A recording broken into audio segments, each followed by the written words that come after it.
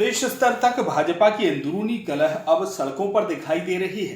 इससे धार जिले का बदनावर विधानसभा क्षेत्र भी अछूता नहीं है। यहां से भाजपा विधायक प्रदेश के उद्योग मंत्री राजवर्धन सिंह दत्तीगांव पर जुआ सट्टा, जमीनों पर कब्जा जैसे गंभीर आरोपों ने जिले के साथ साथ प्रदेश में खलबली मचा दी है। उद्योग मंत्री दत्तीगांव पर आरोप लगाने वाले कोई कांग्रेसी नहीं, बल्कि उनकी अपनी पार्टी के बदनावर के पूर्व विधायक व वरिष्ठ नेता भंवर सिंह शेखावत है। शेखावत के द्वारा लगाए गए आरोपों के बाद राजवर्धन सिंह दत्तीगांव ने भी आरोपों का जवाब सिलसिलेवार दिया। इस प्रकार जिले के बदनावर विधानसभा के दो दिग्गज नेताओं के आरोप प्रत्यारोप से भाजपा सख्ते में है। भाजपा के पूर्व विधायक भंवर सिंह शेखावत शिवराज सरकार के उद्योग मंत्री राजवर्धन सिंह दत्तीगांव के खिलाफ जमकर मुखर हो गए। वास्तव में भंवर सिंह शेखावत कांग्रेस के सिंधिया गुट के अधिकांश मंत्रियों पर नाराज दिखाई दिए, जो भ्रष्टाचार में लिप्त हैं। ये आरोप भी लगाए। शेखावत का कहना है कि सिंधिया गुट के भ्रष्ट मंत्रियों के कारण पार्टी की छवि खराब हो रही है। आम कार्यकर्ता दबा कुचला महसूस कर रहा है। शेखावत ने उद्योग मंत्री राजवर्धन सिंह दत्तीगांव पर गंभीर आरोप लगाते हुए कहा कि दत्तीगांव ने क्षेत्र में जमीनों पर, खदानों पर अवैध कब्जे किए हैं। यहां तक कि दत्तीगांव के संरक्षण में क्षेत्र में खुलेआम सट्टा, जुआ, अवैध शराब का कारोबार चल रहा है। इधर दत्तीगांव ने अपने ऊपर लगे गंभीर आरोपों का जवाब देते हुए मीडिया से चर्चा की। कहा, भंवर सिंह शेखावत होटल मशाल में टेबल पर नकदी रुपए के साथ पकड़े गए थे, जिसकी एफआईआर भी पुलिस में दर्ज हुई थी, जिससे शिवराज सिंह ने कहकर रफा दफा करवाया था। इसके अलावा उन पर अपेक्स बैंक में किए गए घोटालों के भी लोकायुक्त में जांच चल रही है। वह स्वयं ही शकुनी या कंस मामा की तरह व्यवहार कर रहे हैं। अब यह तो उनको सोचना है कि उन्हें शिवराज सिंह चौहान जैसे मामा बनना है या शकुनी या कंस की तरह। दत्तीगांव ने बदनावर में किए जा रहे विकास भी गिनाए।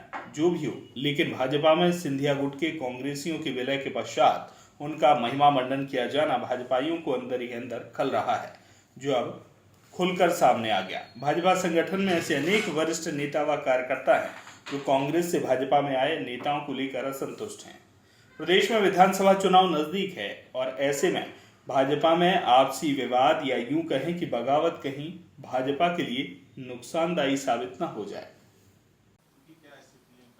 नहीं, सिंधिया समर्थकों के बारे में देखिए, आए हैं तो उनका स्वागत किया लोगों ने, और इतना ही नहीं स्वागत किया, उनको पार्टी में लाके पार्टी के कार्यकर्ताओं ने जिताया भी। लेकिन उसके बाद जो स्थितियां बनी है पार्टी के अंदर, वो मन को पीड़ा देने वाली और दुख देने वाली हैं। आज पार्टी उनके आने से अगर कोई मजबूत होती तो हमें समझ में आता, लेकिन उनके आने के बाद में हमारे पार्टी की ज़मीन खोखली हो गई, हमारे सिद्धांत छूट गए। जिस सिद्धांत को लेकर हमने पार्टी का निर्माण किया था हमारे लोगों ने, आज वो उससे विरक्त हो गई, दूर हो गई। हमारे भारतीय जनता पार्टी के मंत्रियों पे हमने कभी इतने भ्रष्टाचार के आरोप नहीं सुने जो आज लग रहे हैं ज्योतिरादित्य के साथ जो लोग आए उनके ऊपर। उन्होंने तो खुलेआम लूट मचा रखी है। आज बदनावर के अंदर हमारे राजवर्धन सिंह दत्तीगांव ने पूरी ज़मीनों पे कब्जा करना, सारे खदानों पे कब्जा करना, अवैध रूप से खनन करना सब चालू कर दिया है। जुआ सट्टा खुलेआम चला रहा है वो आदमी, और इनके आने के बाद में पार्टी की बदनामी हो रही है। पार्टी की मूल अवधारणा के साथ जो लोग जुड़े हैं उनके मन को पीड़ा हो रही है। यही बात तो हम संगठन को बता रहे हैं, और क्या कह रहे। कार्यकर्ता अपनी बात संगठन से कह रहा है कि भाई सुनिए, अगर आप समय रहते नहीं चेतेंगे तो यही कारण तो थे जब 2018 में सरकार चली गई थी शिवराज जी की। जिन लोगों ने सरकार गिराने का पिछली बार काम किया, पार्टी के खिलाफ जिन लोगों ने काम किया, आप उनको पुरस्कृत कर रहे हैं। और जिनका जीवन खप गया इस पार्टी को खड़ा करने में, आज उनको इतना अपमानित करके आपने कोने में बिठा दिया। आप बुजुर्गों का सम्मान करना तो सीखें। वो नहीं कह रहे कि हमको टिकट दे दो, कोई टिकट की लड़ाई नहीं है ये पार्टी को जिंदा रखने की और लोग जो समाप्त करने में लगे उनके खिलाफ का संघर्ष है ये। पर बहुत नाराज हो रहे हैं, क्या बात है? आखिर उनकी क्या मनोभावना है? मामा कई प्रकार के होते हैं, वो मुझे अपना भाणेज मानते हैं। भाणेज का तो हक होता ही है, और अभी उन पे निर्भर हैं कि वो शिवराज मामा जैसा बनना चाहते हैं या शकुनी या कंस मामा जैसा बनना चाहते हैं, ये उनको तय करना है। जहाँ तक मेरा सवाल है, मैंने तो कभी उनके विरुद्ध कुछ कहा भी नहीं, ना ही मैंने कभी उनके लिए किसी आपत्तिजनक शब्द का उपयोग किया, या मैंने कभी ऐसा नहीं हुआ कि उनका सम्मान न किया हो।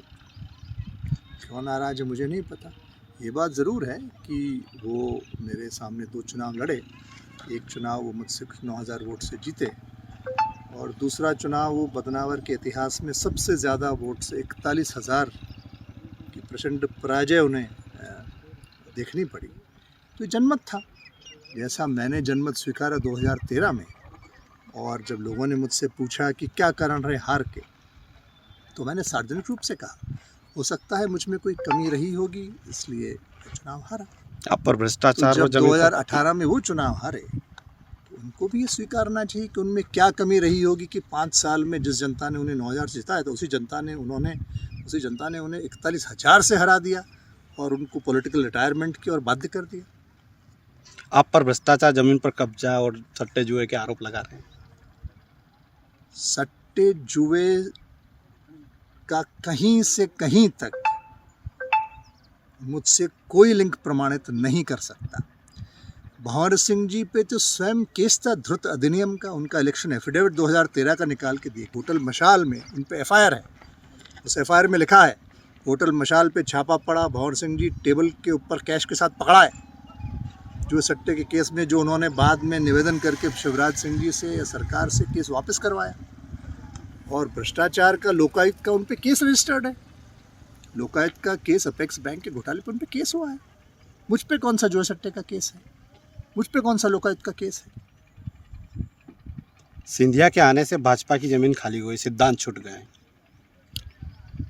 देखिए, मैं तो ये मानता हूँ कि पार्टी नेतृत्व ने एक निर्णय लिया, उस निर्णय को पार्टी में सबने स्वीकारा और उस निर्णय से हमारी सरकार बनी भाजपा की।